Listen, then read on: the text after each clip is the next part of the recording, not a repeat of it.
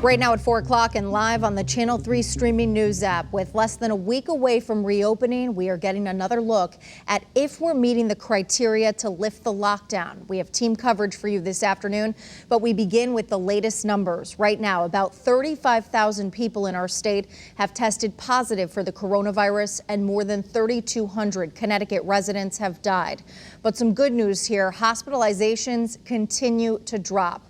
Channel 3 Eyewitness News reporter Matthew Campbell is here now with a look at how we're doing in terms of hitting our goals. And Matthew, what does it look like today? Well, Aaron, it is much better. You can take a look. Nearly every metric is in green. Last week, about half of them were in the yellow range. And I want to focus right there on the areas where we were failing last week. That was the testing, the contact tracing, and protecting the vulnerable population. Now, all of those are getting better, nearly in the green. The testing is expected to exceed 42,000 weekly tests. That's always been the goal. The contact tracing program is also going. More than 300 volunteers are now working with local health departments, and that's expected that they're going to be able to work with 3,000 people who tested positive. And finally, the vulnerable population. If they test positive, they can be monitored in hotels, and food and medical assistance will be provided.